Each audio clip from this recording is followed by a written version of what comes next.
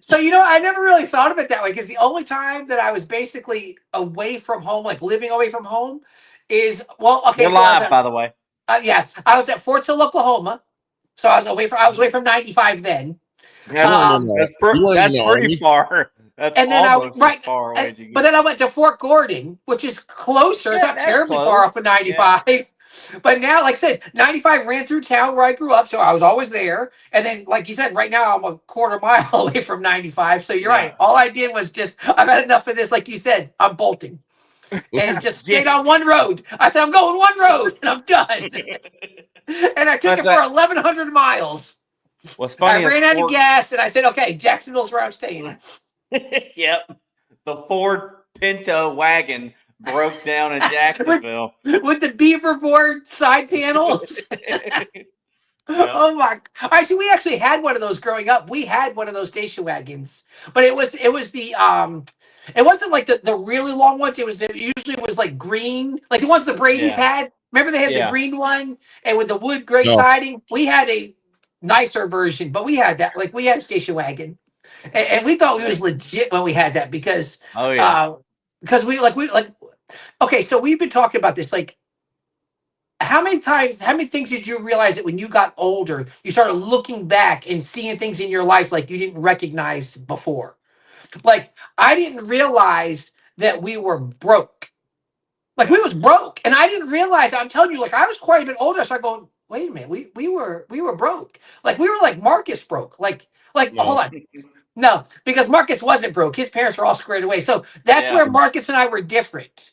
That's when I was black and you were white, and now we've That's when switched we that back. supported you. Marcus went to Cranbrook. It was a private school. No, There it is. it was Birkenberry. You went to Bel Air Academy. Birkenberry Elite School of Negro Superstars. And with that being said, What happened? because we were rich, like Tubb said, you don't hate the player, hate the game, homie. No, The hold on. Your Huxtables, parents were like legit, right? Like for real. Yeah, my parents did well for themselves. I mean, they're not millionaires or anything, but they did well enough to own a lot of luxuries in life. Hold on. Who was it? Who was it that said? Oh, I think it was Chris Rock when he did Everybody Hates Chris. Mm-hmm. That they were talking about how the black, I think it was that show, and they were talking about how the black kid got just enough money to be poor. No, it was Dave Chappelle. He's talking about how they had just enough money to be poor around the white people. So they were richer than the black people. They had to be there, but they was poor around the white people. Like they That's could who be it was. around It was them, Dave but they Chappelle. were still poor. Is that what you Yeah. said? They could be around the white people. They were still poor. They were black rich, but white poor. Is what it was. I guess I'm that right now. I can't wait to be black rich. For real. I'm tired of being white poor. That's a rough place to be. That's why I have you guys here, and that's why I'm here to lift you up and make you something that you were supposed to be in this world. And you need to thank me. And this is the Black Powder Podcast. I am your host, one of them, but probably the best looking one. Host Marcus Matthews, the only real libertarian. As usual, I am joined by my comrades in liberty. I like to start off with Tubb gingerly sipping some Lord knows what moonshine that he stilled in his backyard or whatever the hell you people do. Tubb, We don't have a basement in Florida. Like, right. So. I'm in Jacksonville. Like, listen, I can agree that there are parts of Florida which become kind of southern. Okay. Jacksonville's really not it though. Like Eric will tell you, like Jacksonville really is pretty city. And then when you get up like where he was, like Ocean Way, like you get country, but it's still city country. Yeah. It's still got like the seafood restaurant. I'm trying to think. Ocean Way had, River City Marketplace close to the airport. So it was rural, more farmland back in the day. I would say it's more country, and we said this when we were on the campaign trail. Like Jacksonville to us was like not a big city. I feel like it's a bunch of small towns because of the neighborhoods, but they got a downtown. You know what I mean? They got a culture. They got food, mosquitoes, gators. It's country. Eric, That's Eric, yeah. how much did that area change, say, in the past 15, 20 years? Talking about He was Ocean like Way 10 years or- Ocean old. Way. Well, I grew up in Yulee, the town north of it, but I Right. lived in Ocean Way for about 8 years, I think. I Oh, that's lived in it? Ocean Oh, Way. okay.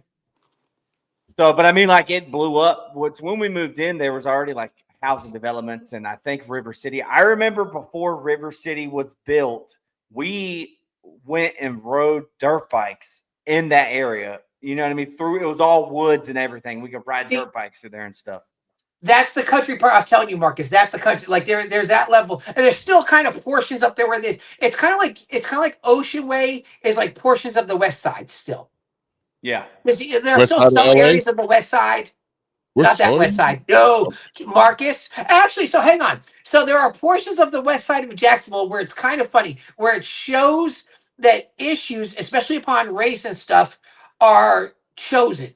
Now, let me say this because, like, there were areas on the West Side, in particular, where you have one street is mostly the black community, and the next street over is straight up rednecks, like just full on One in. block away from each other. Yep, and they have no issues. No issues at all. They just do life and everything's perfectly fine. Poor.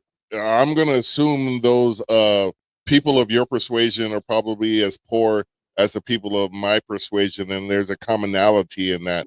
And I've always asked you guys to look up Bacon's Rebellion, and you still refuse to do so. I never I'm heard you mention that. Who you tell that to? The Korean guy at work or Everybody. us? Eric knows. Eric, how many times have I mentioned Bacon's Rebellion? A lot. I just, because I always say I'm willing to rebel over bacon. Yeah, and you leave it there. And you have a I'll telephone. turn for some bacon. I want to get to that Liberty Ladies question. Tub, what you think about Green Deegan big beautiful budget she just released? So she Did I say that dropped right? Why are you giving D deep, bassy man's voice? Why you think you're doing this to her? I was not giving that to her. I was just trying to communicate within a fashion that you people will properly understand. Who's you people? Did you just call D you people? No, just you. Here, I'll read it. Tub, what do you think about Queen Deegan big beautiful budget she just released? That's the same thing I said. Yeah, but I said it better. So I know that's awfully local stuff, but like I've only been catching some of it. I haven't been going crazy about it because here's the thing: the ultimate. In fact, you know, it kind of fits into kind of what I want to discuss later on at some point. So here's the thing: so city council still has to approve that budget. Okay, and my issue is, listen, I don't care what the mayor puts forward. I don't care. Put anything you want. That's what I rely on city council to go. No. You know what I'm saying? And that's my bigger issue is that city council is just going to rubber stamp a lot of this stuff that she's put in there. And this is so everybody knows Deegan's a Democrat mayor, and this is a Republican supermajority city council. They could veto her spending. They got a veto proof, vote, whatever. They could say we're not doing that, and they could cut it. They could doge this if they wanted to, but they're not going to. I mean, all this budget has already been like rubber stamped, greenlit, whatever you want to call it, by what the Downtown Investment Authority and the Chamber of Commerce. These people have already went to Deegan and closed meetings. Like, here's what you think. Here's the corporations locally we think you should bail out, basically. And the Uniparty is going to get their money. And they're going to do it with a Democrat mayor and a Republican supermajority. It's all still going to pass. It is. Go ahead. Quick shout out to the homeboy Free. We really appreciate. I'm not saying a word to him. Nothing. Yeah, nothing. He's a great guy. He's a great guy. I just have to do that. What did he do to you, Tub? He had me on his show again. No, good Lord! Now I did tell him. So I barely want Tub to come on this show. For real, and I barely want to be on here.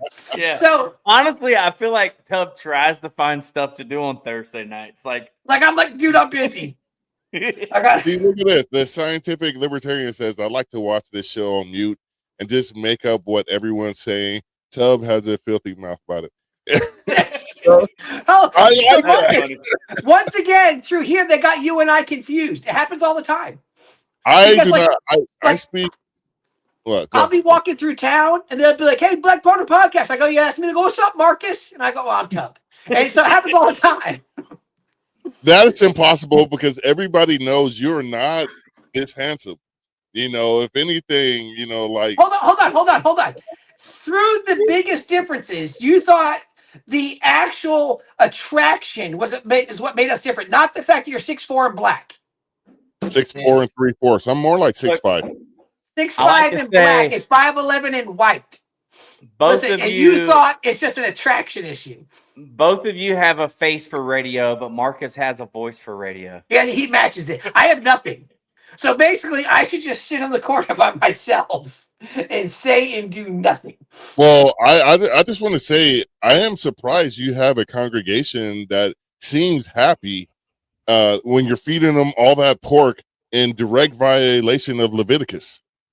Oh, let me see if I got this right. Live under grace. Okay, listen, this is becoming a real problem because there's actually like this growing contingency inside of Christianity where they believe that we have to follow Old Testament law. Yeah. And it's growing. And I keep trying to explain to them, like, absolutely not. Because we have this pesky thing called, well, Romans for one and Galatians for another. It's like, no, dude, where Paul explains, hey, y'all can't do that. That's why we need grace. And so, like, I just dismiss you and you make your comments because mostly because you have no idea what you're talking about. But but these I went other to church. ones. My dad was a deacon.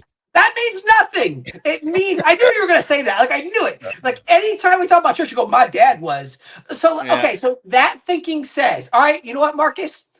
Let me come out and rewire your house because my dad was an electrician. See? I'm on my way. And I'm just going to start ripping stuff out. Trust me, I can. Listen, my dad's a TV repairman. He's got an ultimate set of tools. I can fix it. I would believe you. First off, I would believe that's you. a Have a dead believable trade, faith. right? That's Yeah. what? That's a dead trade.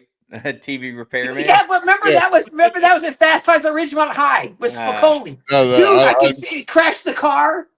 And he's No. like, my dad's gonna kill us. And then he's like, dude, Whatever. it's okay. Boomer. My dad's a TV repairman. He's got an ultimate set of tools. I can Marcus fix it. was watching Juice instead. Yeah. I watch Juice too. I can't do both. Or Cooley High. I want to get to this comment real quick. Why isn't Tub wearing sunglasses? I am blinded by his whiteness. That's why That's why I'm wearing sunglasses. We don't talk to Hector either. You know what's funny? I don't even own sunglasses. And more importantly, why would I need them in my house? Do you have transitional lenses or something? Oh, I got some by accident and they were wrong. I couldn't stand them. They were horrible. Yeah. That was a funny comment. I have a face for radio, or Ken saying this, and a voice for silent movies. All right, so do we have any actual topics tonight, or are we just gonna ramble on? Just filling space here, reading comments. Hey, y'all, keep them coming in. How about this? Let's also do like a Ask Us Anything in the comments as well. We could do those anytime. So I want to have a tender moment real quick here with this comment. Tubbs' grandkids are adorable. He babysits them. That's and real. that's real life. That's true. And I want to take genetical credit for genetical credit. Yeah. Genetical. Are you saying? Finish that. I actually I want you to finish that sentence. I want to see where you go from that statement. Genetical credit for what? For at least one of your grandkids. Who'd you hooked? But it's my son. You hooked up with my son and had a kid. We're not that family. No. I'm talking about genetics. And the genetics that I also possess, that your grandson possesses, is the reason why he's so cute, because he's half black. He is, and the other half is Puerto Rican. He said, "Dude's gonna be in trouble." Well, I'm taking 3/4.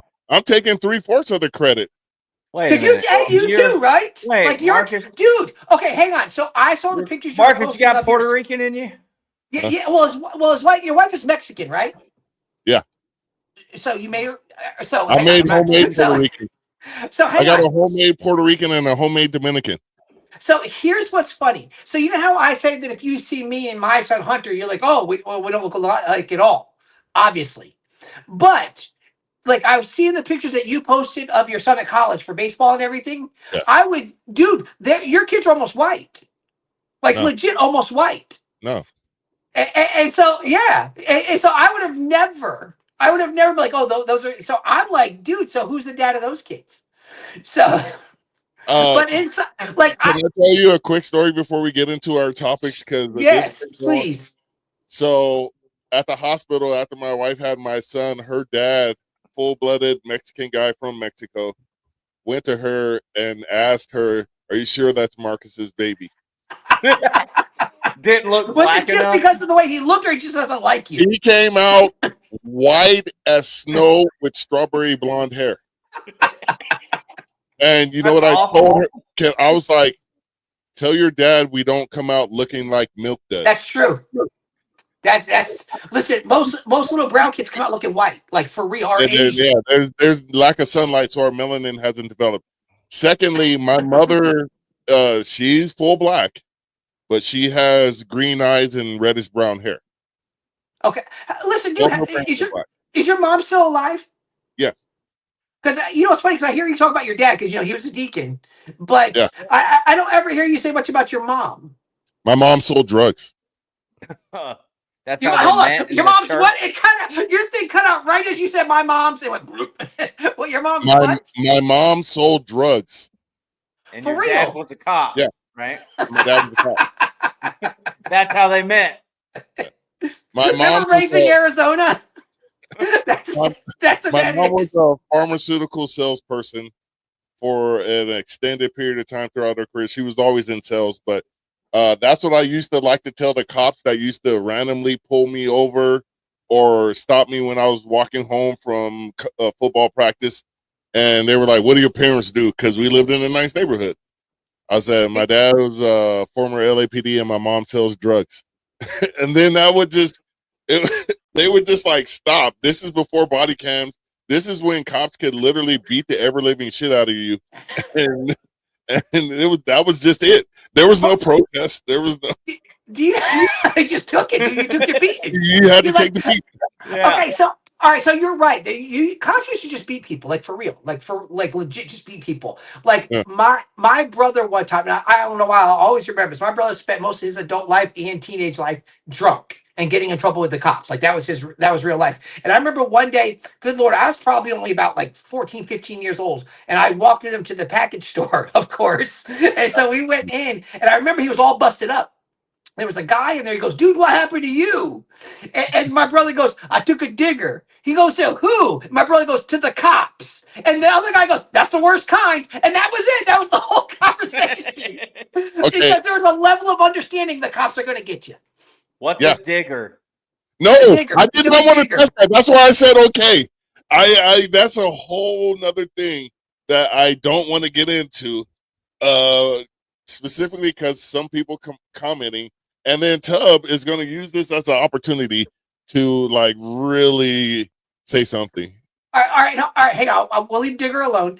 But inside, and make it very clear, I said Digger. With a Digger. capital? Yeah, All right? you're using the hard R, bro. 'Cause I'd be like, So, he's hey, like, you my took a brother digger? took a That's not digger, just the same. and I was like, what? But hold on. You realize your mom was a farm rep and your dad was the cop. You're almost the man. And I don't mean like, hey, dude, you're the man. I mean like you're like the man, like oppressive. Like you are. Nah, Like, my it's dad, almost like you. It's almost like you have to keep yourself down. my dad quit the cop stuff to become a capitalist, and he did all right for himself. What do you do? What do you do then? Besides being a deacon, of course. He went into telecommunications, which eventually evolved into information technology, and he went all the way up to like CIO. He was CIO of Coral Springs, Florida, for an extended period of time. So is that why you do what you do? Kind of, sort of, yeah. He got me an internship doing computer work when I was a teenager, during summers in between college. His was government also, like yours is. You moved. He eventually went into government IT as well. Yes. See, you are second generation sucking off the teat of government. The way I see it, I don't pay any taxes. Well, Well, How do you figure that? All you got to do is check exempt on that piece of paper. No. I do the 2 or 3 whatever exemptions. I'm not zero, but who gives me money? The government. Therefore, I'm You just just get getting money from the government, period, and I'm not paying anything into the system.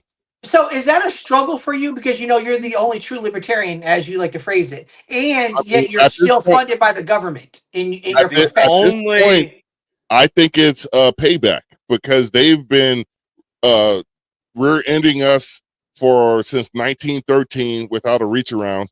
It's people like me in the 4th largest economy in the world No, giving no them more, no leadership more. back. No, you don't get to say that. You don't get to say that. Listen, it's turning into at some point in every time we talk, you're going to talk about your dad being a deacon and how Yeah, California is the 4th largest 4th economy. It's going to largest happen at economy some in the point. world.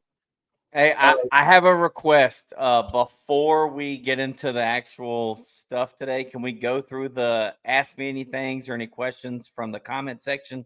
Get those out of the way, and then we can get into our Yeah. topics.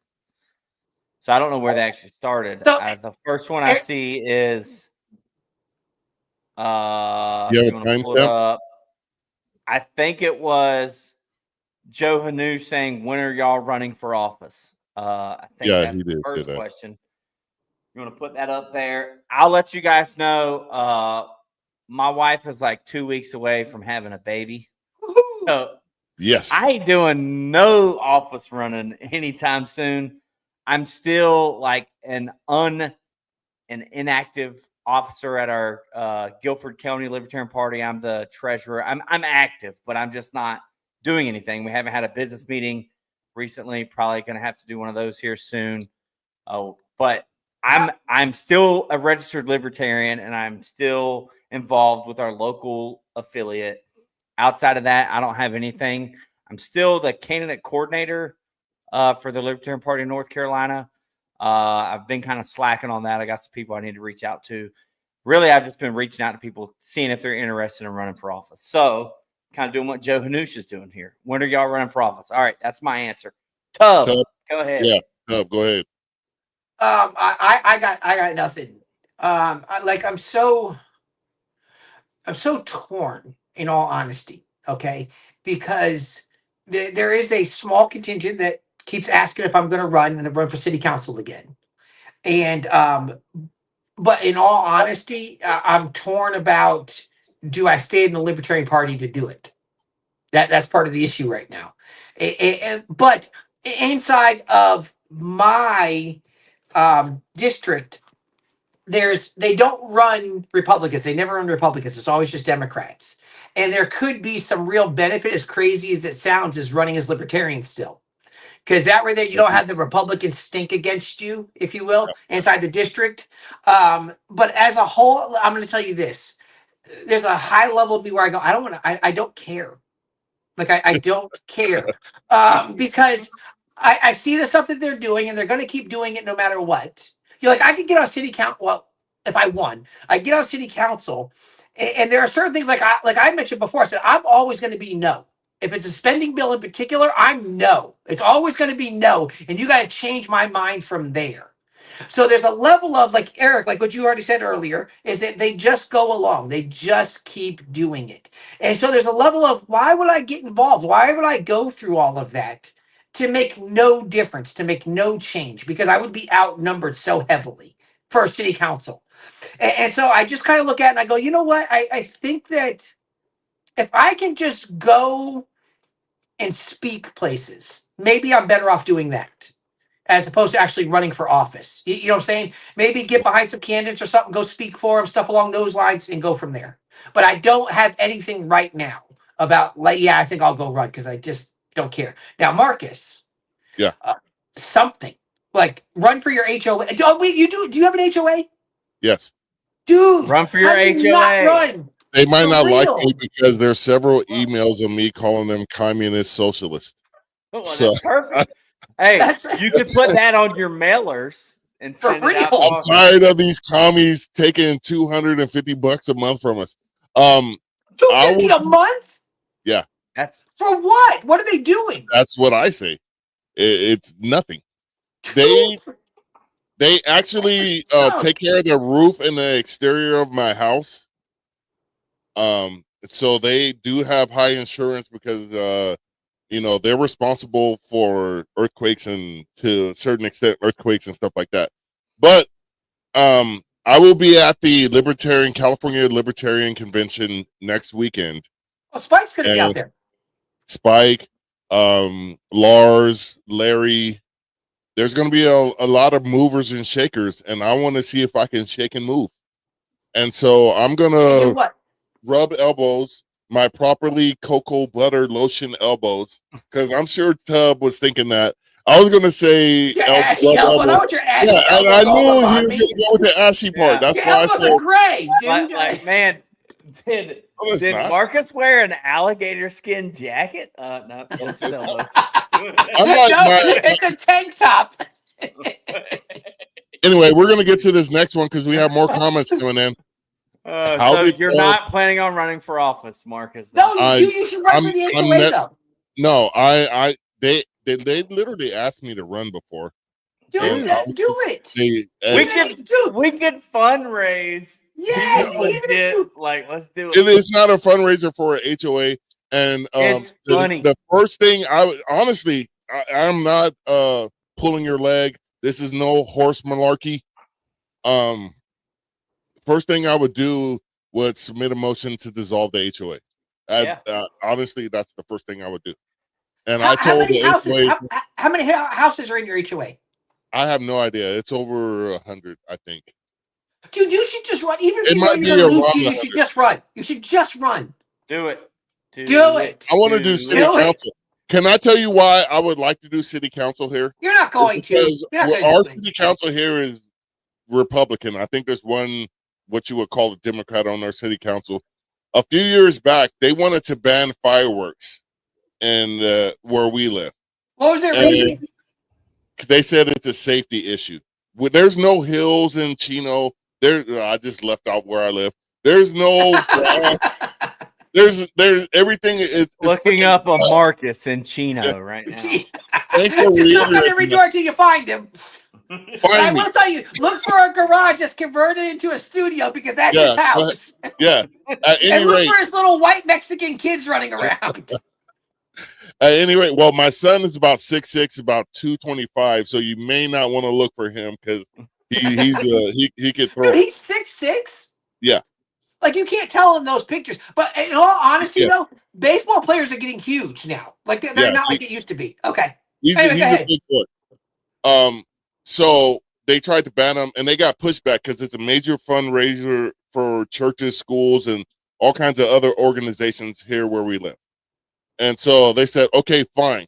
We're gonna levy a 15% tax on top of no, it was 18% tax on top of the other sales tax. So you're paying literally like 20. It's, forgive me, my math may be a little bit messed up, but I know it's between 20 and 25% sales tax on fireworks on the holiday that was started because of tax on booze and liquor.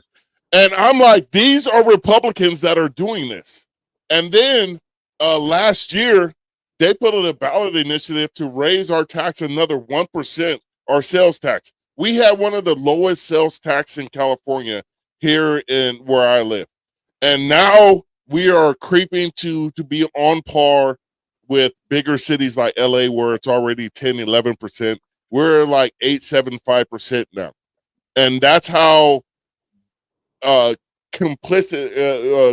being complacent with your elected officials gets you to this point.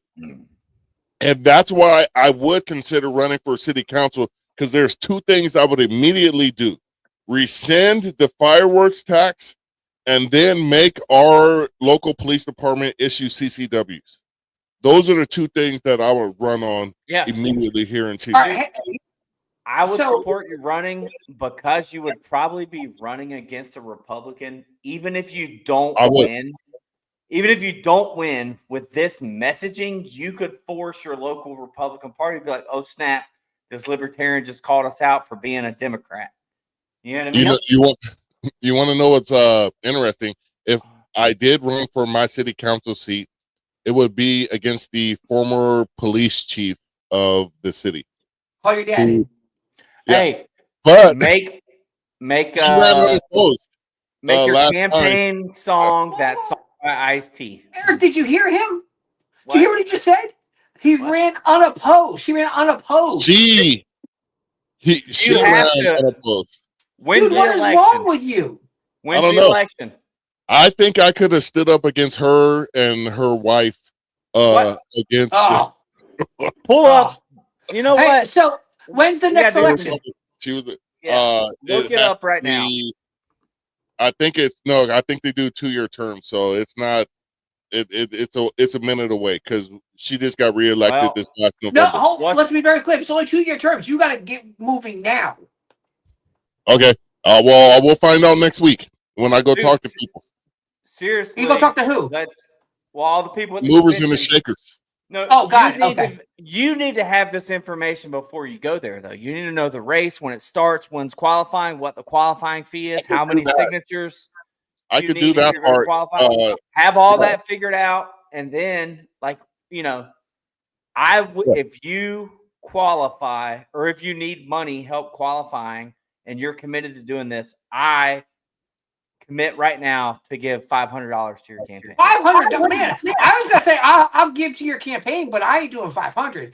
Listen. I'm not doing that for a guaranteed, loss. So inside, It's not a guarantee.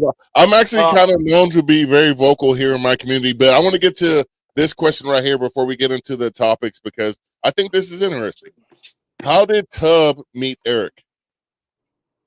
All right. So that's the first part of this 2-part question. I met Tub at Libertarian Party of Duval County meeting, and it was one where I had just left and I wasn't an active member of the Republican Party, but I just left the Republican Party, and because I was pissed off about COVID stuff, even though we had a Republican supermajority city council, Republican legislature, Republican governor. They weren't doing anything to keep COVID police off our backs at the time.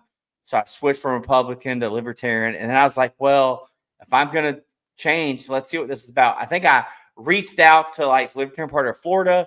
They said, get in touch with the chair, which was D.L. Cummings at the time.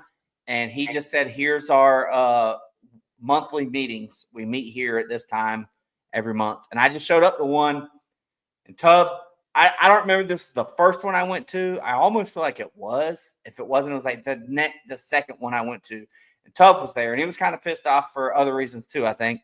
So I'll let Tub, explain what he was doing there, how he ended up at that affiliate meeting. So I remember that when I first saw you there, and I didn't say anything to you. I just know that you were the guy who goes and yells at city council people. Because you were steadily going. You would steadily go to the meetings and go up there and rail against them. Meeting. Yep. So Eric was doing exactly what we always tell libertarians you should be doing. He was exactly doing it. And so that's what it was. He was doing that. And then for me, I was going to run because of the issues that we had at the church. And so I was like, okay, I'm going to run it. So I ended up I met with DL. I sat in his living room. I had never met him before. I sat in his living room. I said, hey, this is what I'm doing. Kind of laid it out. And same thing. Let's come over to our meeting. And here's what I will tell you is during that time, especially while we were running, we had a very active affiliate that had people showing up meetings and active part of what's going on. And I think that could be very telling around the country because there's a big issue of lack of involvement inside of affiliates or just a bunch of them disaffiliated and everything. I think that if they got candidates and got active and started actually doing something instead of fighting online, could probably make a change, get some movement going. So that was how Eric and I met. And then it started with that. We just we just basically grew into friends.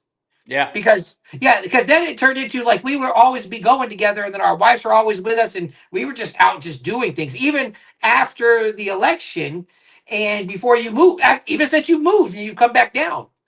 Yeah. So we just kind of be together. So now you and Marcus, dude, I don't know how that happened. Yeah, I don't know. That was I would say it was fate, but I don't know if it was punishment for past sins. But I reach Past out to sins. y'all You got some or generational sin on that one. generational curses.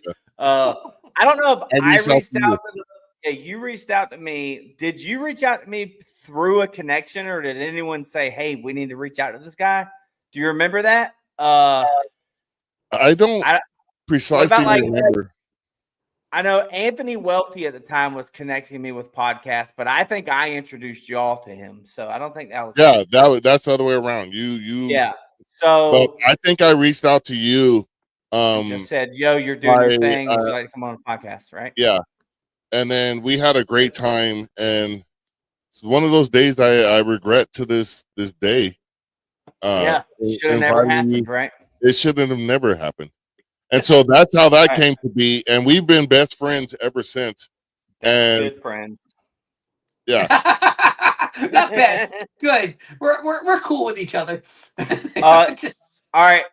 Here's another ask me anything and make it brief here. If you want to put up Hector Ruse saying, "Can Tub talk about small churches for a minute?"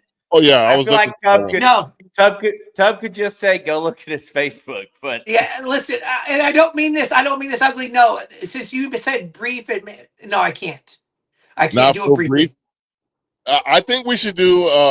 I don't know if we have a guest next week, but I think we should do the Tub Small Church, the Tub Church episode. You're just Tub, trying to make me come on again. do you like my necklace, Tub? I can't even see it. Well, I'm not It's, getting any closer to the camera. Remember, So you got to remember, I do this on my phone. yeah, what is it, Marcus? it's a What wooden is your cross. next? I don't like the gold Jesus pieces and all that stuff. It's just a wooden cross with beads. I'm surprised There you you don't go. like it because it hurts on your skin and it burns. I thought that would be the issue. No, I am the original Son of Man. You a We've been over vampire? Oh, dude, you went too far with that one. Too far. What? Too far. this. Okay, so Listen, in even if your current daddy event- was a deacon, he can't cover for that statement. All right. so in current events, Oh, what the original is that the last question we had? pretty much. Can we put Tub a hat on Tub too? No. If anything, we need to put a burqa on Tub.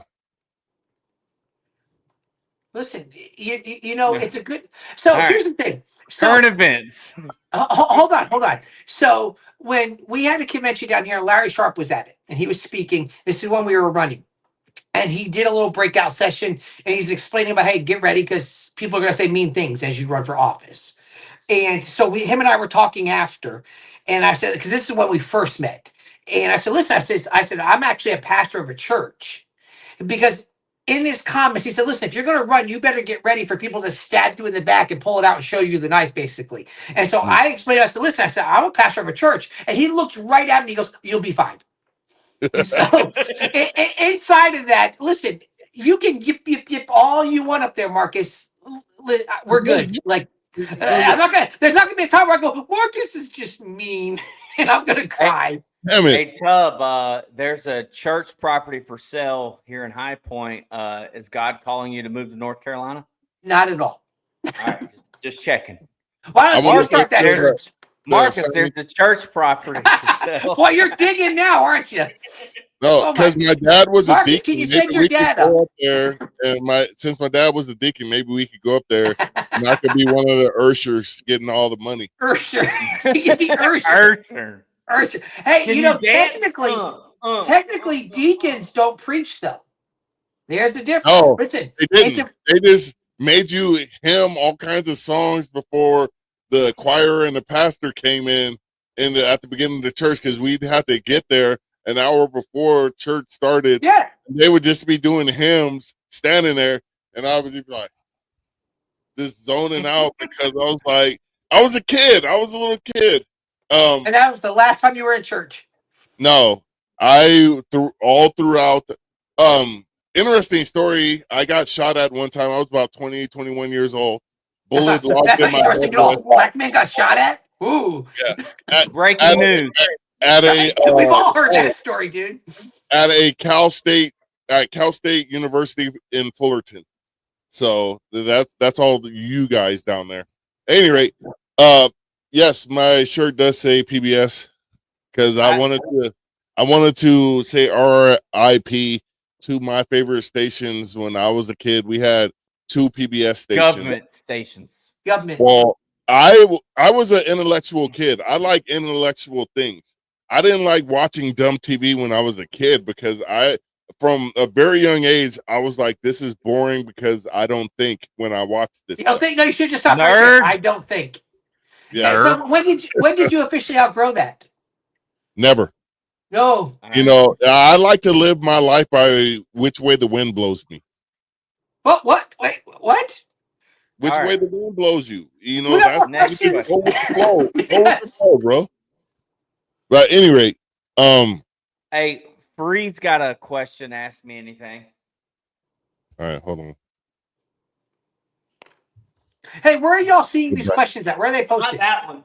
The one comments. If you go to comments, Tubbs been on see up there. Look to the left of your screen. I don't know. You're on your phone. Should say private chat and comments. You click on comments. It should be right there. I didn't know if they were like let on us Facebook know. or Twitter or what. You're talking about in here. Got it. Yeah. Let us But they know. send them from X, But more importantly, YouTube, and Facebook. if y'all look at your thing, does it look like I'm the one? If I sit like this, does it look like I'm the one holding that gun up? Kind of, sort of. Kinda, It yeah. doesn't like I notice as I sit here, I look like that's my that body Same is like color attached shirt, to my head. everything.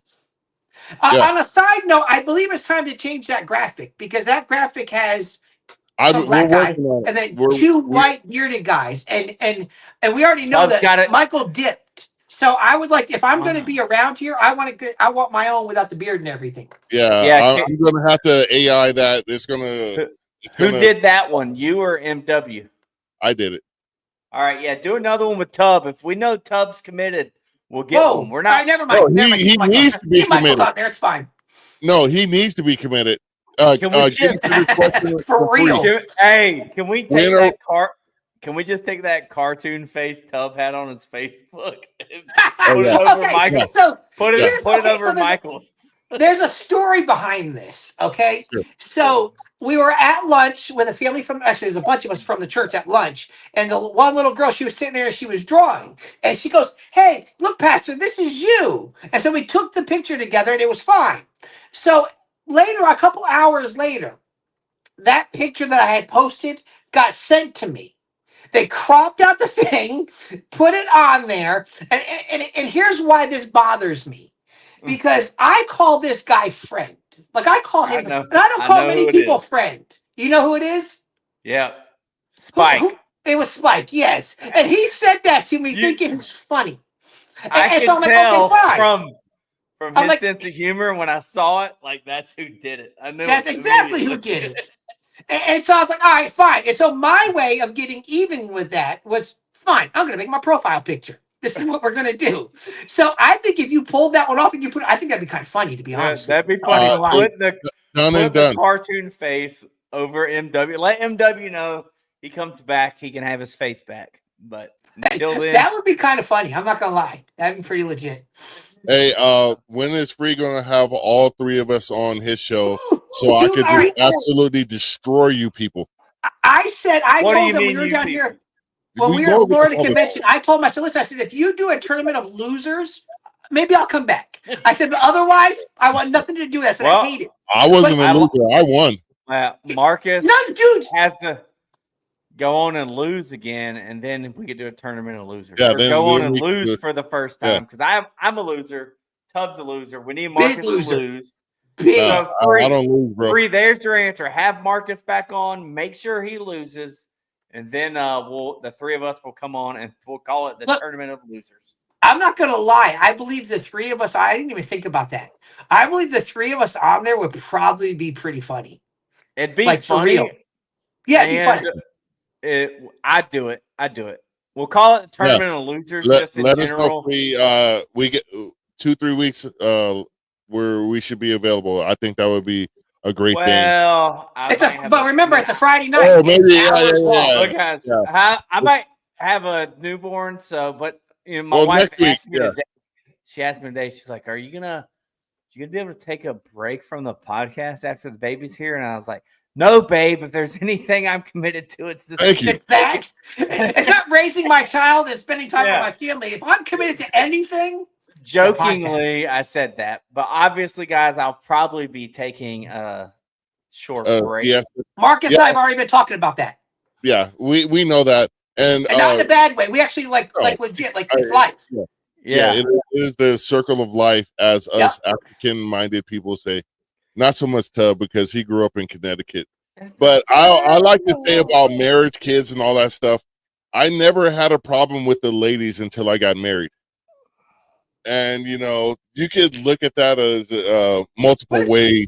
So why would you have why would you be caring if you have problems with the ladies now that you're Because married? I give advice to Your wife all is the young watching men: this. don't get married.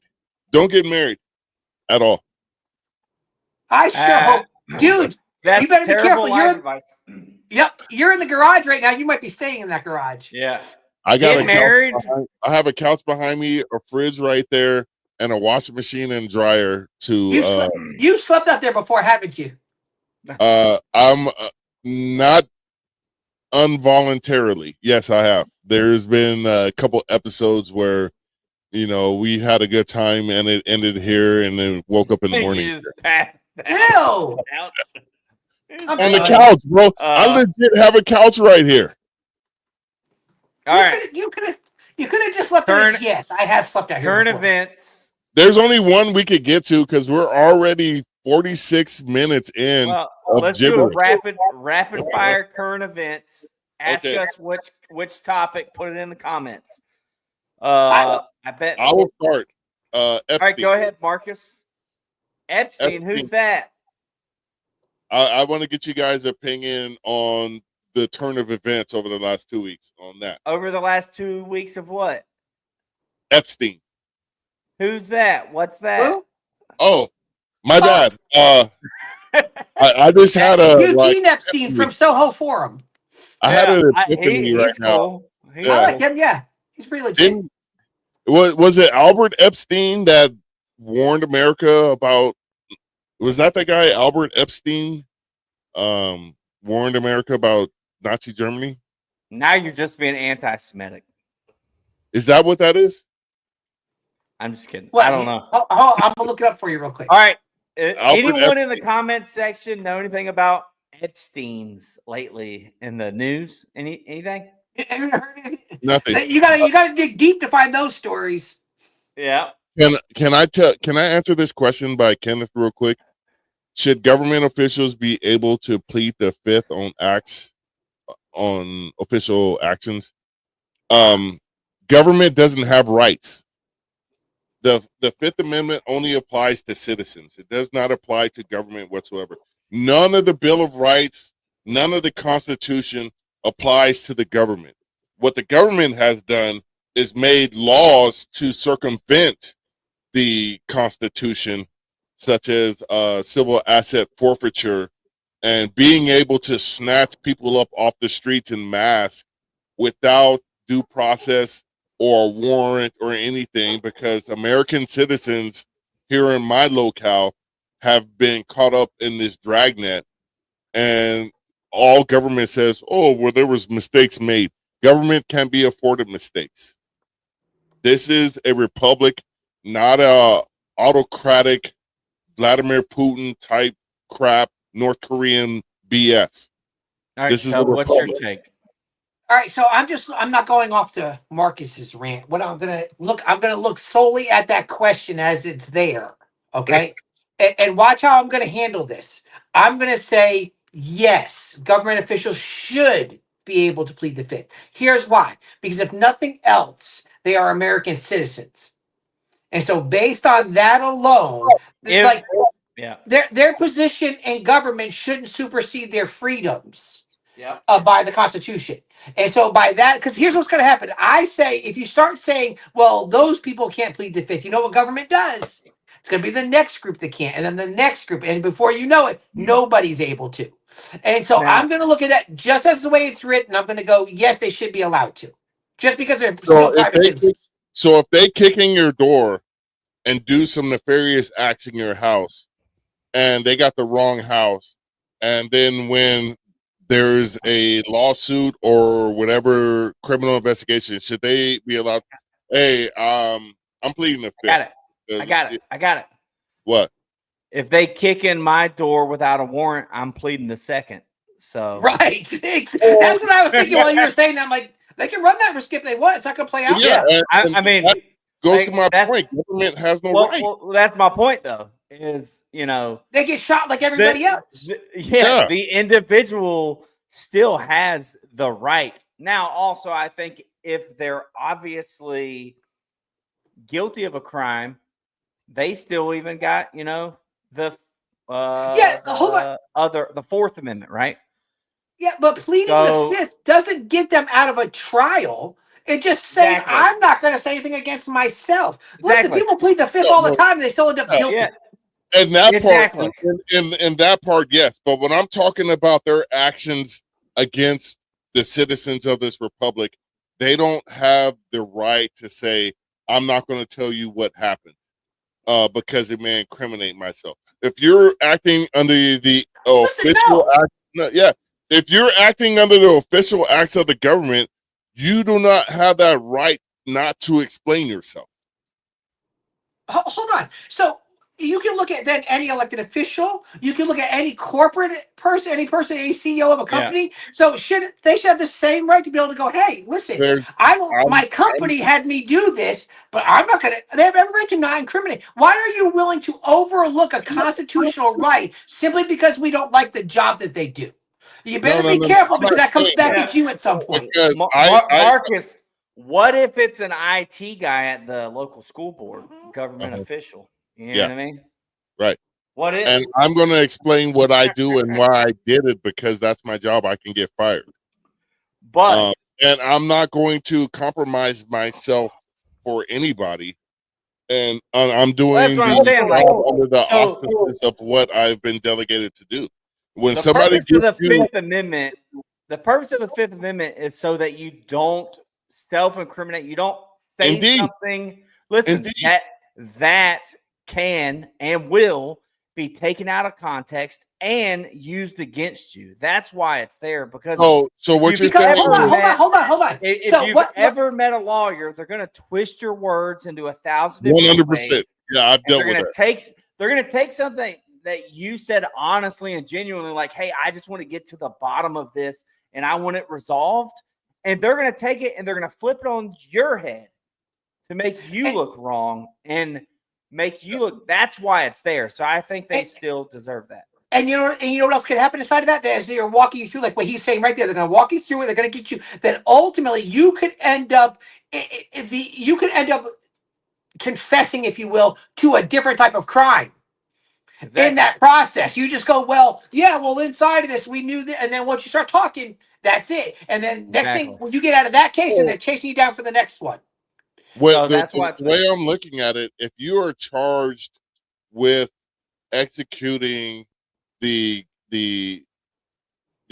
responsibilities of this government, if you are charged with that, and you have a constitution saying you are not allowed to limit this person's speech or this person's free press, you're not allowed to limit this person's ownership of firearms, you're not allowed to bunk people in your government, people in somebody's house, you're not allowed to go through somebody's personal possessions and effects and whatnot, you're not allowed to force somebody to confess. I could keep going the next 10, but I probably forgot about 3 or 4 of the next ones that I was going to get to. But if the government... Next question.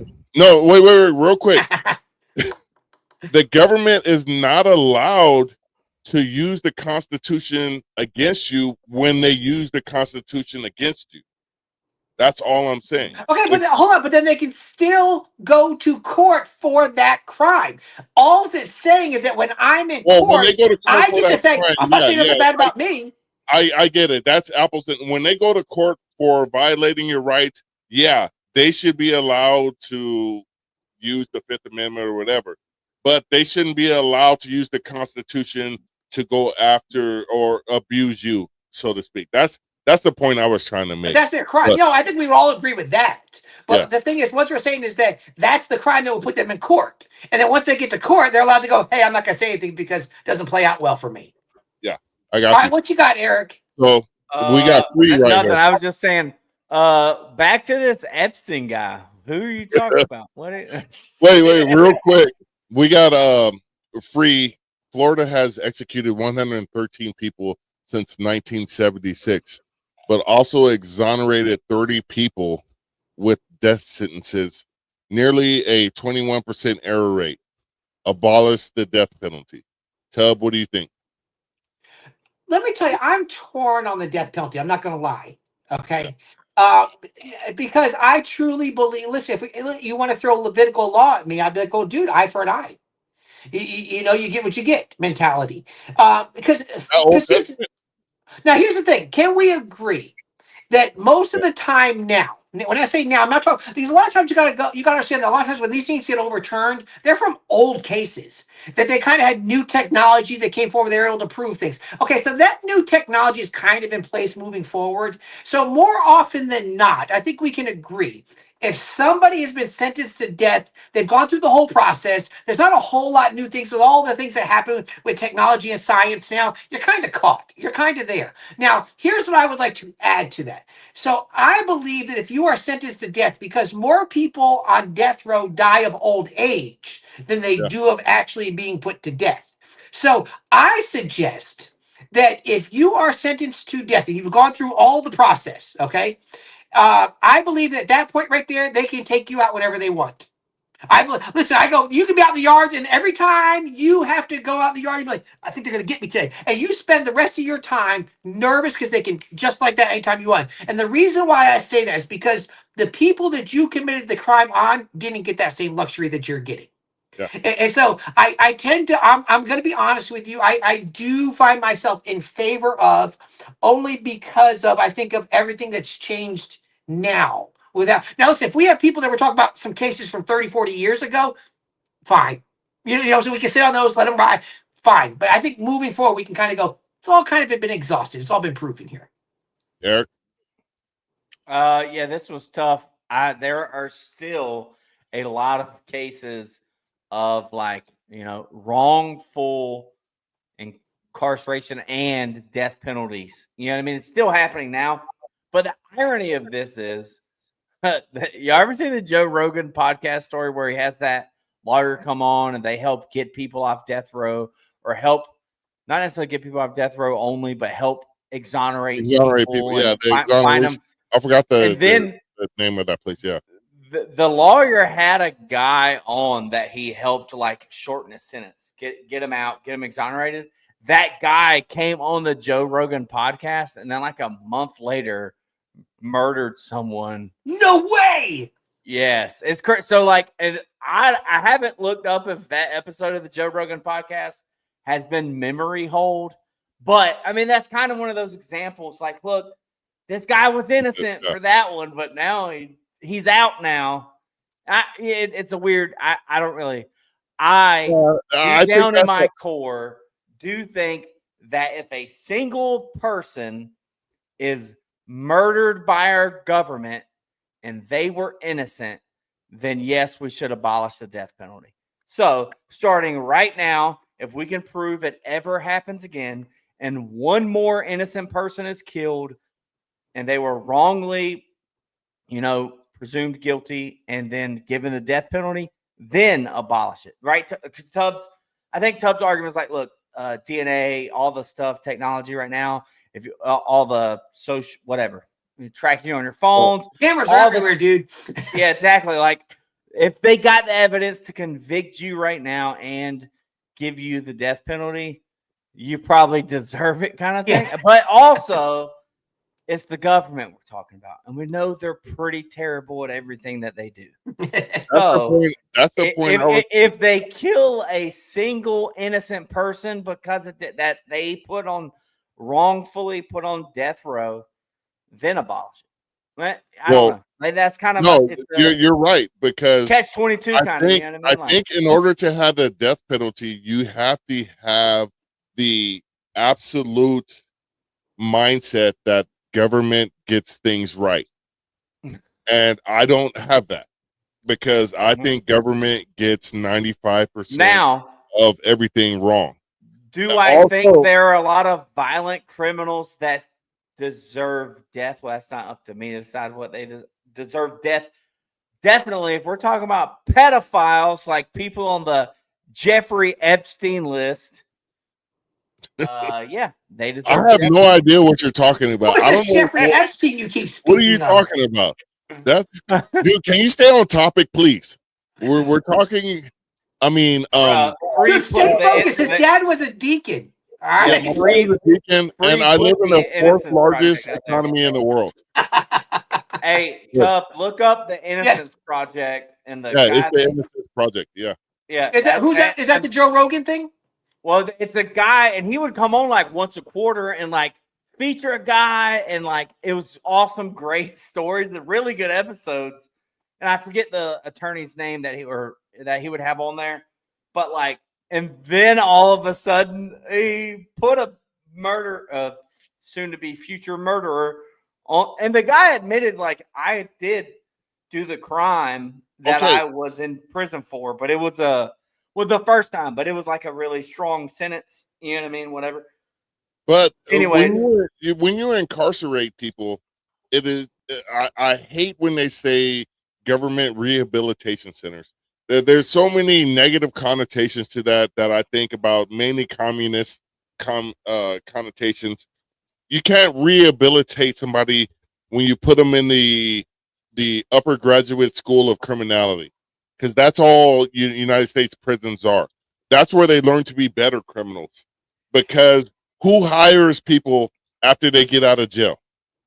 People that are looking to steal $2-3 in wages off of them. They're going back into a system that is going to bend them over once they get off of parole.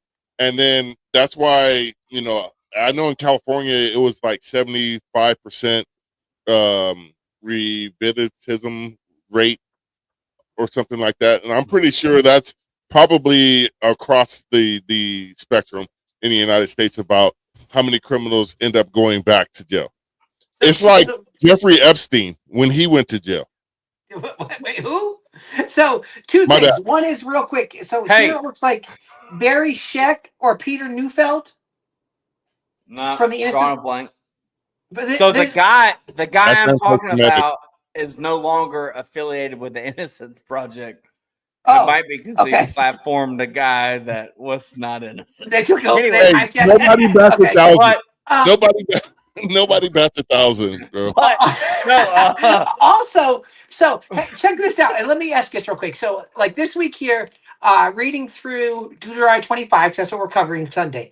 So, what I didn't realize was that the Israelites, the Jews, didn't have any form of jail or prison system. They never made it. Yeah, They never. you just got So, stoned. so got basically, killed. you either got killed. Seriously, you either got put to death or you got beat. And then they had the hand for a hand and eye for an eye mentality. So you had that. And I go, dang, because there was no jail. There was no prison system.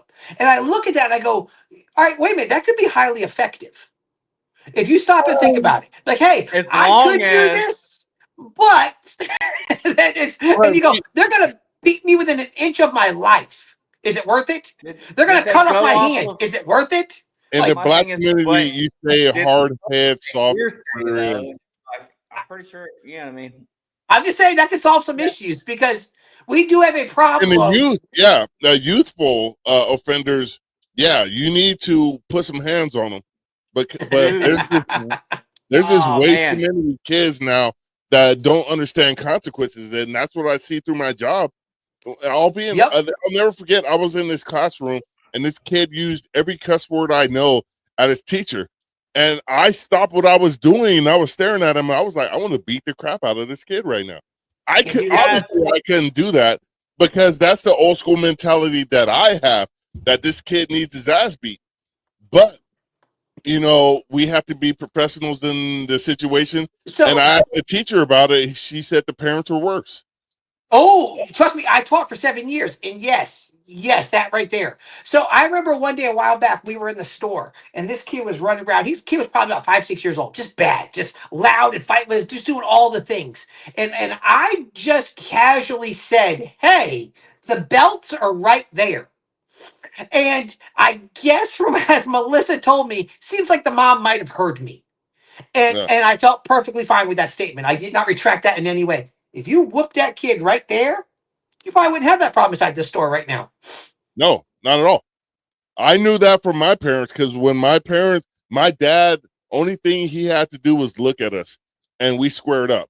Yep. And now kids are, I'm about to sound like a boomer like Tub, but these You're kids older than me. nowadays, yeah, I know that. But these kids nowadays, and like what Terry said, they don't understand consequences.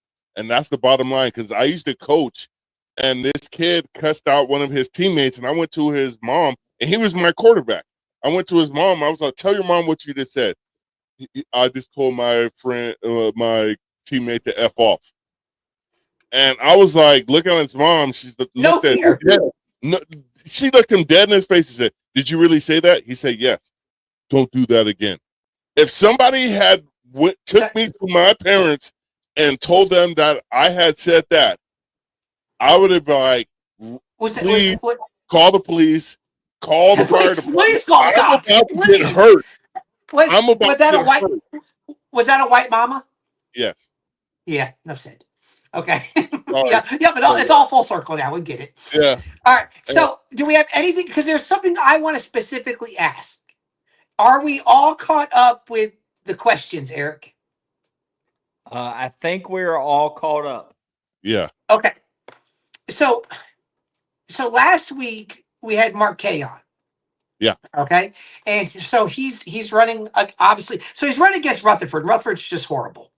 And like I get that, and there were certain things that Mark K mentioned. I'm like, yeah, I don't know, but that makes it very clear. This is not anything against Mark K. What I'm about to ask, okay? It's just kind of all week I've been kind of on this one a little bit. And if you remember, I asked him.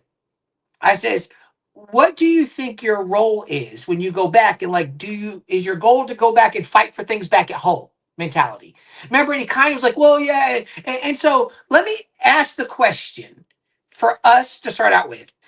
What do you think your we'll just stay with representative, not Senate. We'll start with representative.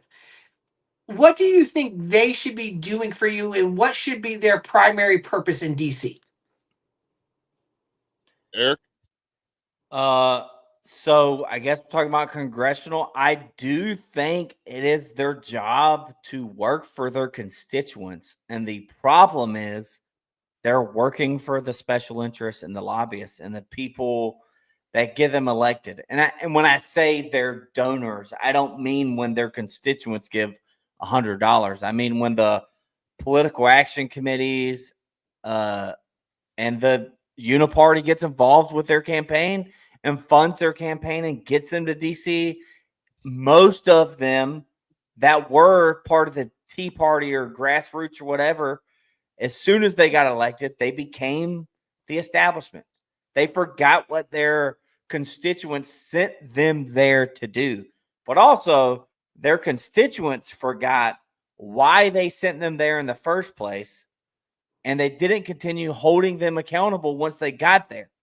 And so from Florida, you had which Rick Scott was establishment before he went Senate because he was governor. But you had in the Tea Party wave, you had Marco Rubio was part of the Tea Party wave, and he went to the Senate. And honestly, I can't think of any other Tea Party members. If you look at Marco Rubio, he immediately became I don't even think he waited till he got in office before he became the establishment. But other people in that same wave around that time included Rand Paul, Thomas Massey, and Justin Amash. And you know what I mean? Like you had some good ones in Congress. Now it's like you really only got two, Rand Paul, Thomas Massey, that I really trust. And that's what but John Rutherford was the sheriff of Jacksonville. So that's why he had name recognition and everybody said, oh, he did a good job as sheriff, whatever. We'll get you in. But they haven't held him accountable. They haven't looked at his voting record since he's been there. Right. So that's my point is like your job is to represent your constituents. But if your constituents keep sending you there, then this is your constituents' problem and they need to fix it by voting someone like John Rutherford out. So All right, Marcus. Before, hang on. I want to kind of follow up real quick with Eric.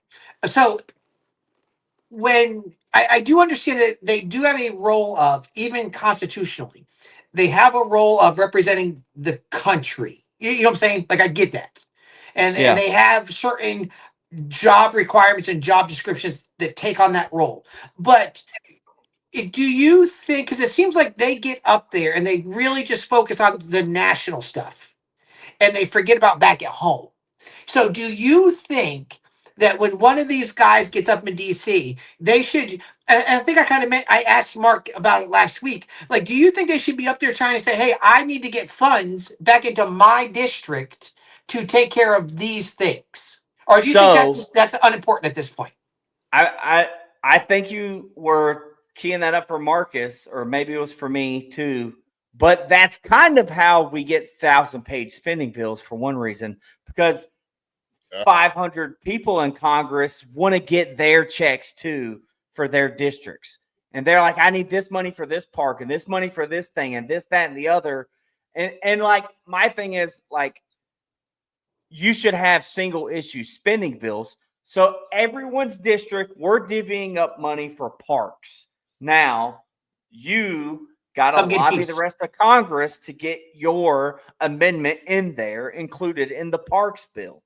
But the problem is they attached the parks bill to the The other, Gardens of Heroes bill that they want to spend exactly, like 30 million some the dollars on. Patriot Act, whatever. You get my point? Like, they'll throw all this pork in there, and that's what gets or your representative to vote for it. Well, it's got my $100,000 for this skate park in Jacksonville or whatever. You know what I mean? Like, okay, so I'm going to vote yes so that I get that $100,000, but it's got the multi-million-dollar bailout for some massive corporation. But at least that representative got you what you sent him there for.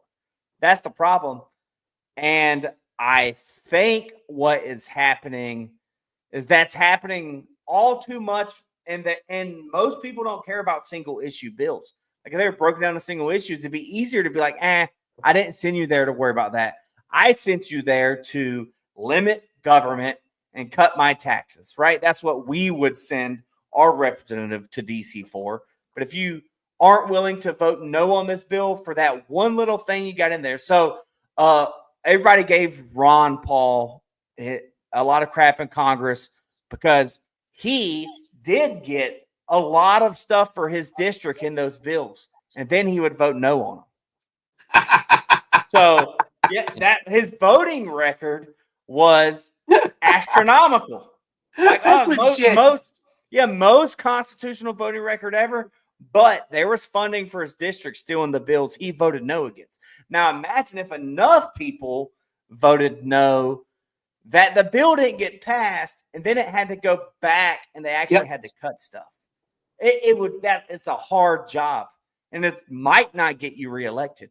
But I don't know very many people that are mad that we didn't get the skate park. I'm voting him out.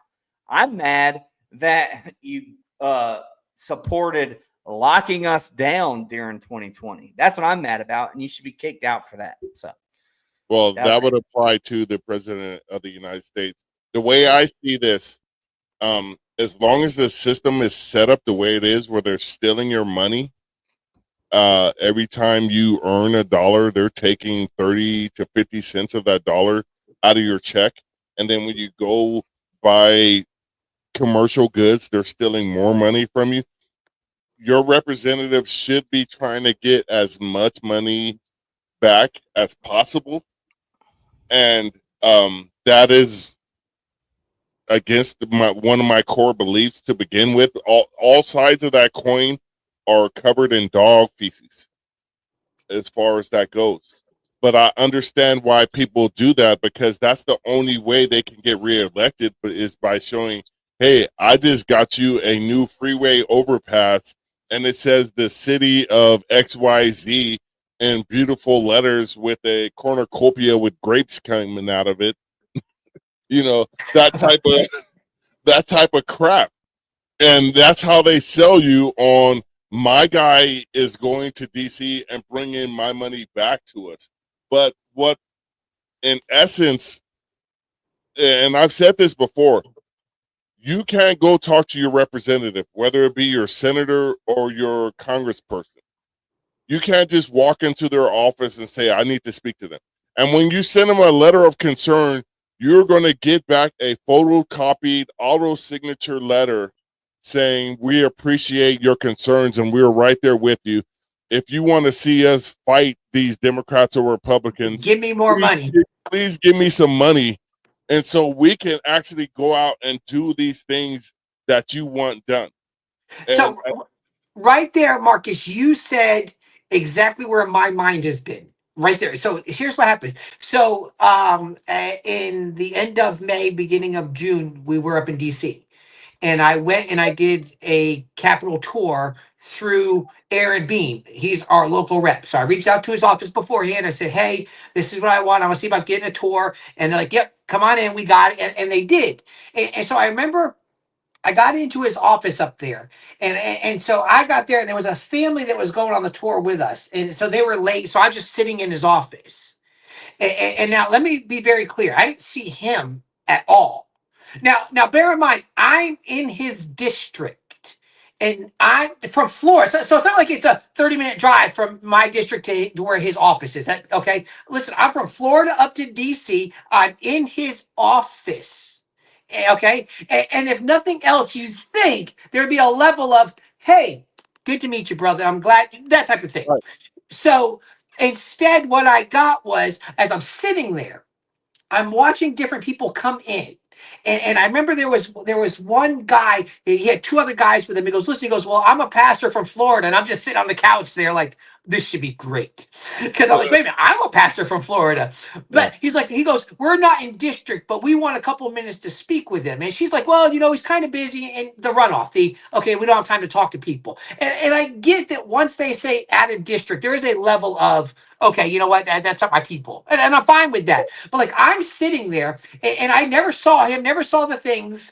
And in that, I got some kid who's like 19 years old. He actually lives up in Yulee, Eric. He's from Yulee, goes down to UF right now.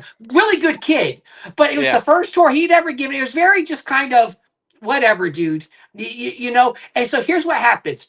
Over the past few days, I've been watching these videos. He's from a Senator Mullins from Oklahoma. I don't like And so, dude is kind.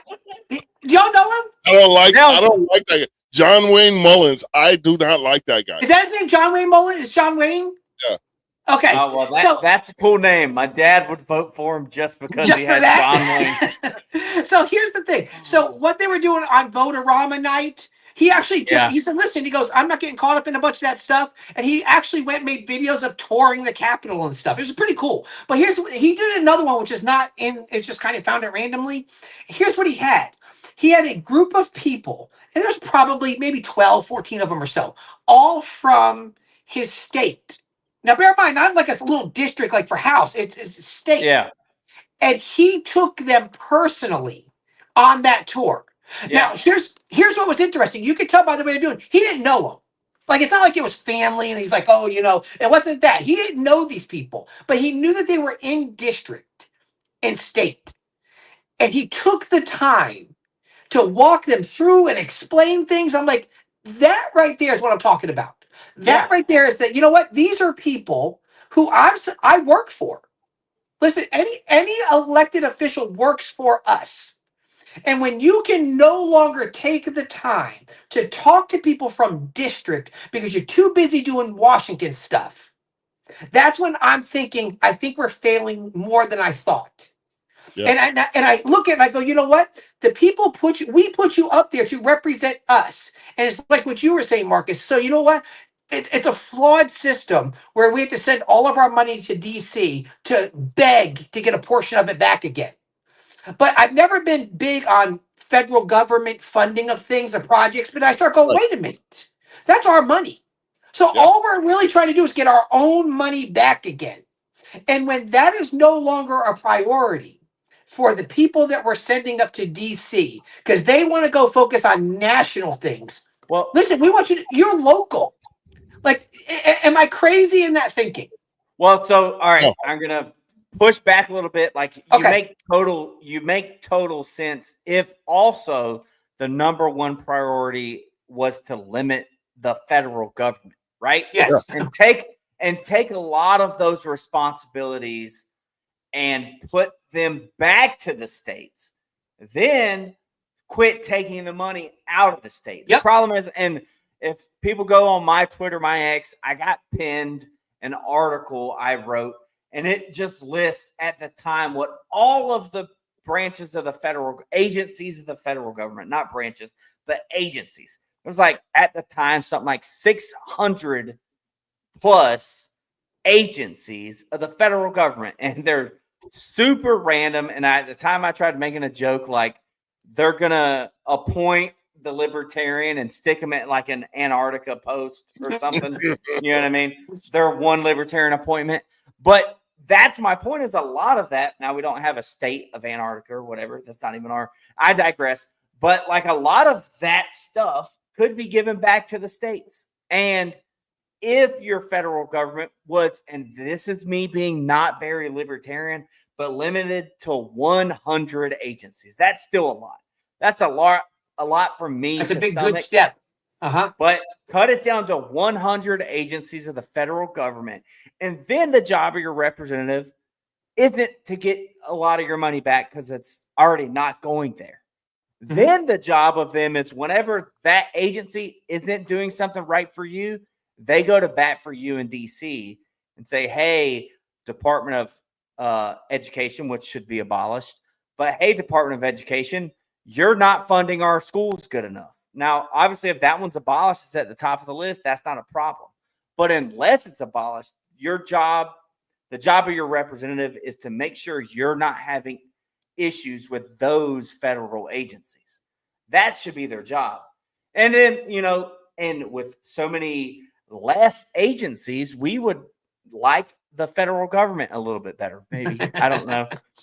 Well, we could hold them more accountable, and they could do those tours much easier. The tours, they could escort you around all of DC because there's not too many agencies, There's way. I mean, if you look at, George W. Bush created the Department of Homeland Security, which had the HHS, and then they put ICE, they put Border Patrol, they put all of these redundant government law enforcement agencies under one big umbrella.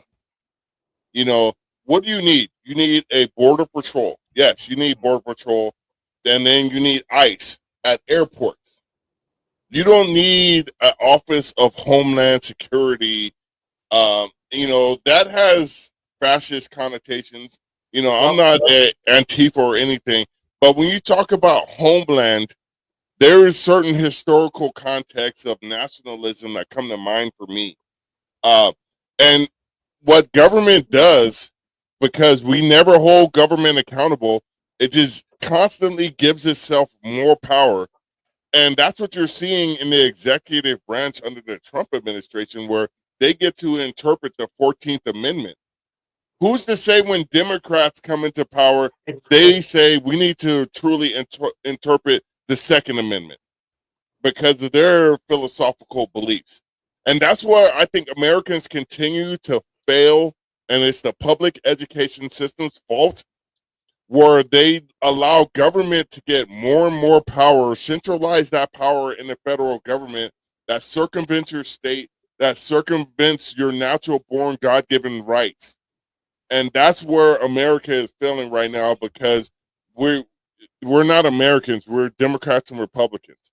And then there's those outliers like the only real libertarian, Tubb and Eric, that are here today to tell you we have another option. We have another choice.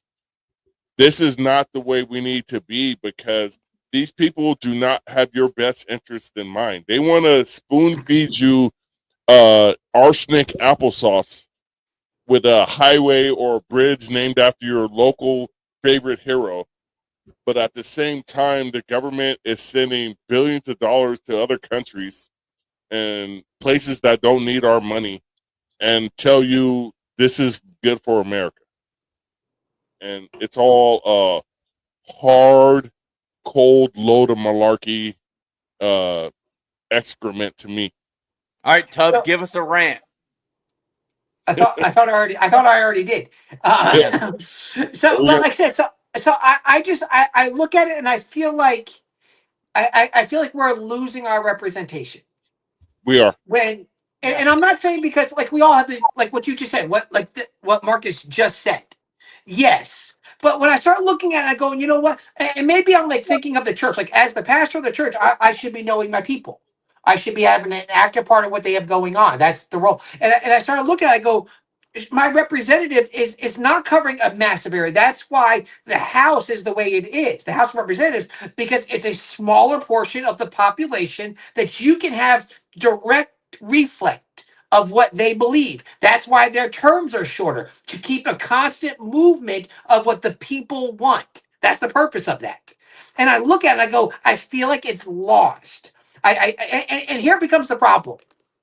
So Aaron Bean is my rep here. Okay. And I believe I could bring some ideas that are better than what he's doing. But I have no good reason to run against him because it's what Eric mentioned before, referring to John Rutherford. He's already got the name recognition. He's already in there. We know how hard it is to unseat an incumbent, especially from DC.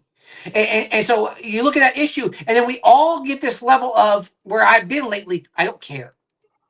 And Yeah. then I think that that's what's happening. I think our representatives, their goal, kind of what you were saying, Marcus, is to get us to a point of make them that they don't care. Make them where they get so disgusted with us that they don't pay attention anymore. And that does not bother them. And so I look at it and I go, how do we, and maybe we don't even answer this tonight. How do we get that back? How Dub, do we, go ahead. no. I was interrupting. I'm sorry. Finish your thought. No, that's all it was. It was like, how do we get the, how do we start getting them to go, you know what? These are my people. I'm going to listen. Like what Mark Kay said last week about John Rutherford. He says he hasn't even Yeah. done a town hall. He's done nothing. He's done Yeah. nothing at all. And the people have, and I think you're going to have people who just, well, it's John Rutherford, we're fine. They don't think about it, they don't care. They just know him. Good old boy, we're fine. And then you have the other ones who are just completely disgusted by all of it and just go, I So don't care. even Mark Kay kind of said Aaron Bean's pretty solid if you look at his voting record, and all that is the image, because most of Aaron Bean's voters are Yulee, Fernandina, and then some of Nassau County, and then some of Yeah. Jacksonville, right? Mhm. So like Nassau County is more Republican. Most of it is more Republican than Ocean Way. You know what I mean? Like it's very Republican, but conservative. And like I helped Allison McCullough is the west side of Nassau County. I helped her get elected to county commission. You know what I mean? Like that's who I think of. At least a third of his base are constitutional limited government conservatives.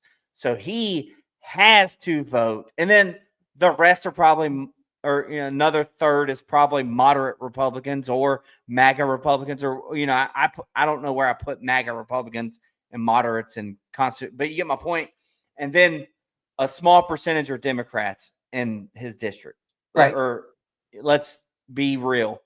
But I guess what I'm getting at is look at its voting record and look at the bills that are coming up. And I know you could become that crazy guy that I've heard Thomas Massey talk about, that calls every week to his office and says, these bills are coming up. I'm your constituent. This is how I want you to vote on them.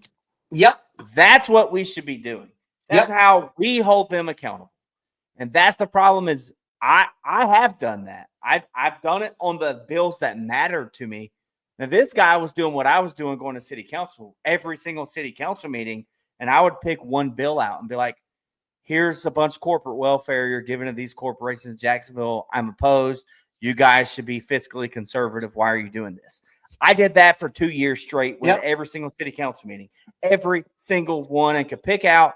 I just looked for dollar signs with zeros behind it and said, I'm going up there and I'm talking against this bill.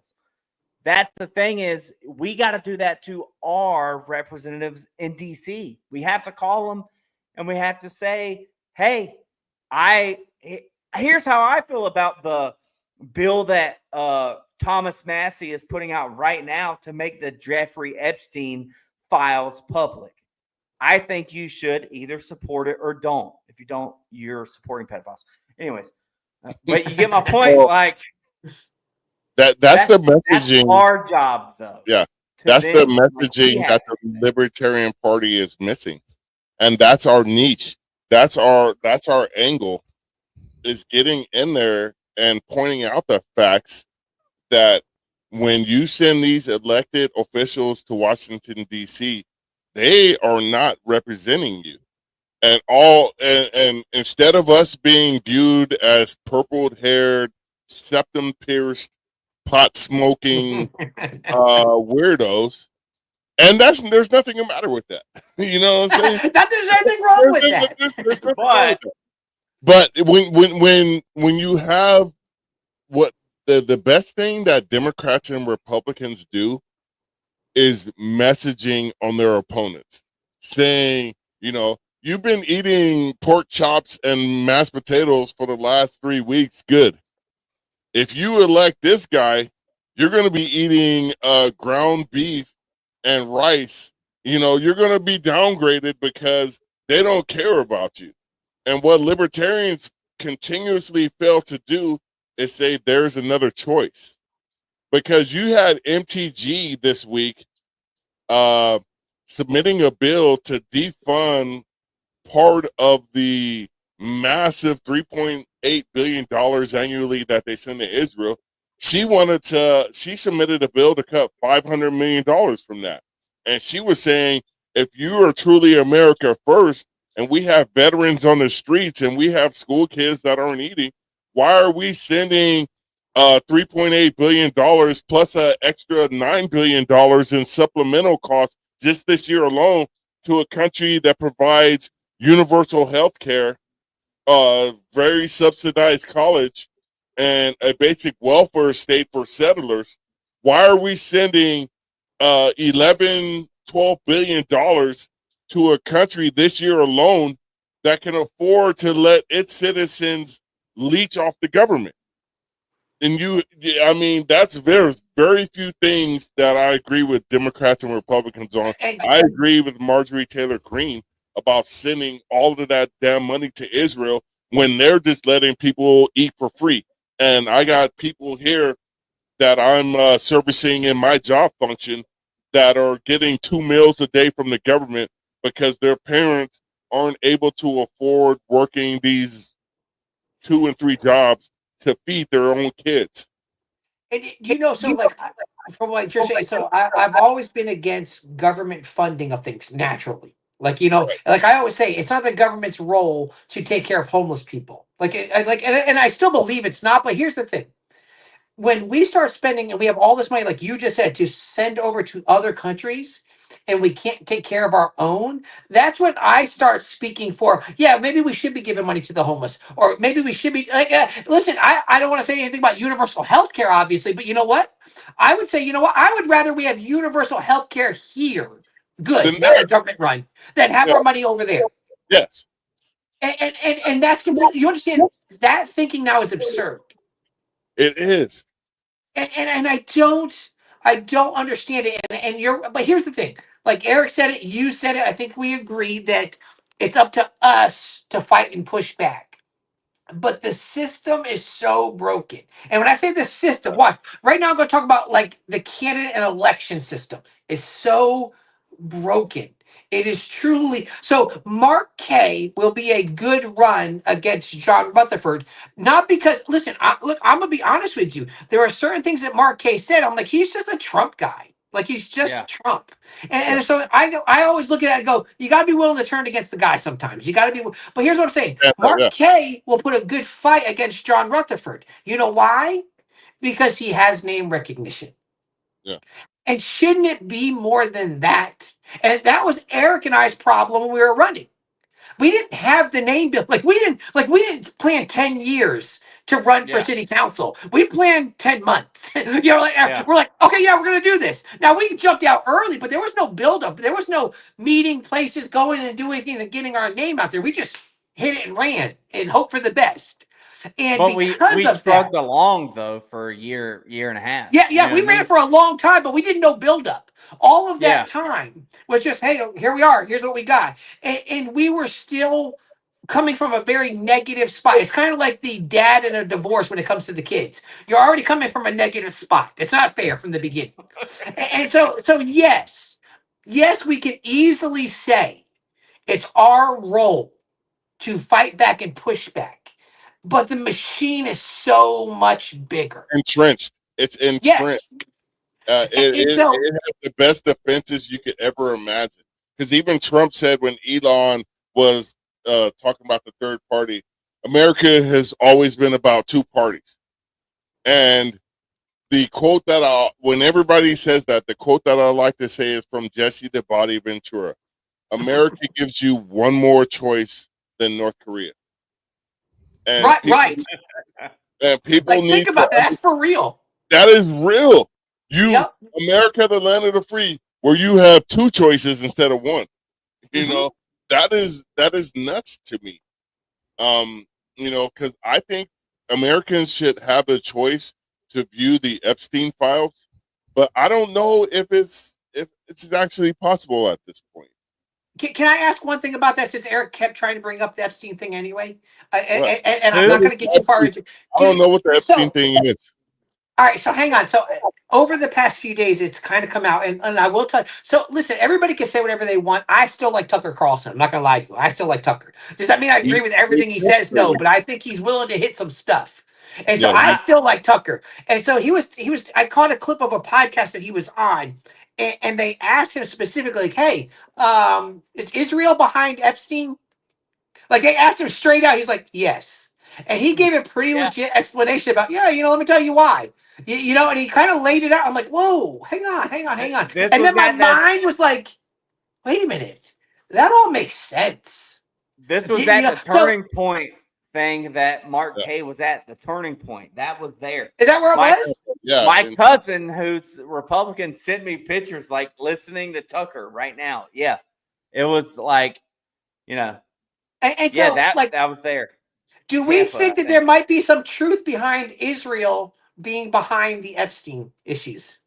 100%. Or yeah, I mean, like I don't know all of like that's not 100% of like it's yes he is, and the theory is he's a agent to get blackmail material on all of our elected representatives Yep. and to control them. And like that's my thing is you don't know whenever you're going into essentially a brothel that there's cameras going, but imagine all the wealthy perverts that are also elected officials. You know what I mean? That they got footage on. And Okay, the can I? problem is like if it was a regular brothel, still a sin, still bad, don't do it. Right. But whenever it's I underage children, these people they have footage of doing this deserve that death penalty Yeah, that we right. talked about earlier. You know what I mean? so everybody's heard about Diddy's exploits. And like I was in the music industry and the entertainment industry in my younger What are you about days. to admit to? Well, I'm not admitting to anything Okay. because I did I not. was about to say, hey, I did I not hung out partake with in it. Marcus likes baby oil. No, but I will tell you, there's two types of currency in this world. There is dollars, gold, that type of stuff, and then there's sex. Those are the two currencies that the rich and powerful work off. When you have a lot of dollars and gold, it's boring. But when you engage in nefarious debauchery acts, there is a expansion to that lifestyle that the rich and powerful do because they get bored with what they do, and that it's all boring. And what these people are doing is exchanging currency for satisfaction. And that's what the Epstein thing with the rich and powerful, that's what it all boils down to. Because with Diddy, everybody saw a glimpse into his lifestyle. That lifestyle was not invented by Diddy. No. That lifestyle has been going on since the birth of this nation. Because if you know about Benjamin Franklin and Thomas Jefferson, They were were getting some it in. they were some sexual degenerates. And that's what the powerful do. You can make as much money to buy your grandest earthly desires, and that's it. But the physical aspect of life, these people think there's more to it.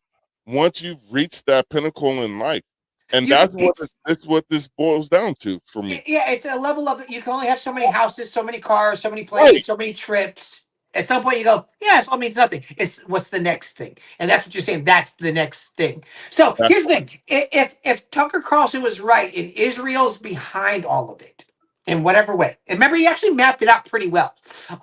And so, and you go, Israel, wouldn't that then make sense? And when they go, wait a minute, Israel's behind this, there's nothing to see here because we're not going to turn against our boys Israel. nah. We're not going to do that. And so I go, it all kind of makes sense a little bit. It's not okay, but it's all making No, sense. it all makes sense because George Carlin was probably the most profound prophet we've had For of the real. 20th century. And Uh-huh. he's explained, if you've ever watched 30 to 45 minutes of George Carlin, you will gain a grand aspect of life. If you were to watch hours of George Carlin, you would come out of there being a libertarian. There's no doubt in my mind that you will understand that there is a certain group of people that most certainly do not have your best interest in mind, and they may be of two different political parties, but they are of the same beast. It's the same vulture. And people will talk about the left wing and the right wing. It is the body of that vulture that moves that left wing and right wing forward. And George Carlin spoke to that mind and the body of that bird, of that vulture. And that's where we're at, to me, as Americans. And I'm not going to give up on the Libertarian Party.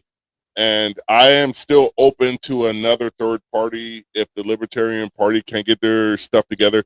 But I will never relinquish my libertarian mindset to a Democrat or Republican influence. Tub, that was a shout out to you. I And appreciate that. Well, listen, sometimes if you there's a difference of running and being effective. yeah, I And got you. I got you. unfortunately, if you want to run with a real chance and opportunity to win, Yeah, I got you. unfortunately, So, you got to play their game. but But like like we I said, told our but like dear friend Michael White, you can't change a crocodile from inside its stomach. well, and that's the thing though, is like Michael White's situation is the kind of example where it makes sense. Like he knew he would not get this election commission position if he stayed libertarian. He knew Right. he had to go Republican to Yeah. get it. He's like one of 3 votes now, and not just votes, but like he's legit digging into the way those election systems work. He's doing real work there. And that's kind of what I want to get to, like with Tubbs' situation. If he decides to run in his district, that's like 60% Democrat, right? And you've already alluded to this. Doesn't really make sense to run as a Republican. It doesn't mean you can't meet with the Republicans and just ask them, hey, I could win or I could do better if I wasn't a Republican, but I won't be able to do that if I have a Republican opponent. Keep that in Right. mind, right? And I know we get a lot of like flack about like these coalitions where like in Colorado they agreed we're not going to run libertarians in these close races, blah blah blah. I don't think the party should concede we're not going to run any Republicans in that county, but I feel like if you could, or that district, but I feel like if you could get a one-on-one relationship with the potential candidates, be like, look, no offense, but you're not going to be able to win this. I might not be able to, but I could get really close. But I'm not going to be able to do that if I have a Republican opponent. And especially here, when you get out of the unitary election, Yeah, get out of that exactly. primary basically, and get to a 2-man election at that point. Things Yeah, could change. exactly. Things might go crazy. Yeah. Yep. All right, guys. I think we've done a good hour here. Hour and 45 minutes. Yeah. I want to thank you both for tonight's engaging conversation. We had topics. I think we alluded to one of them, But I want to thank everybody because we had a lot of people chime in. We had a lot of people watching. Thank you all for engaging. Free, we're down for the Black Powder podcast. Are you smarter than a politician? Are you smarter than a black powder podcaster? podcaster. Yeah, that too. D, that liberty, thank you very much. We appreciate you. The scientific libertarian, KCS. Joe. I don't know how to say your name. Thank you, Joe Hanush, Terry. Let's see. I said scientific. So thank you all for watching and listening. This is the Kenneth Black Powder. Blevins, Yeah, Kenneth. My bad. other Terry. The homie, the Okie. Tub, do you want to have some parting words for the people? I do not. Wow. Like, This is like when Tubbs about to go eat his pork sandwich at the end of it's time, you know. at the end of service. Well, because you know what happens? You know, Sister Betty brought some pork sandwiches. If we're not careful, this, do you have any last thing to say, turns into another half hour. So that's why I'm better off to go. No, I'm good. Yeah. I'm good. We're all set. And tonight I'm with Tub. I had several rants tonight. It was a lot of fun. Love you guys. Keep tuning in. I had a lot of fun. Thank you. And as usual, when we leave you, we like to tell you to live free Or die. Die.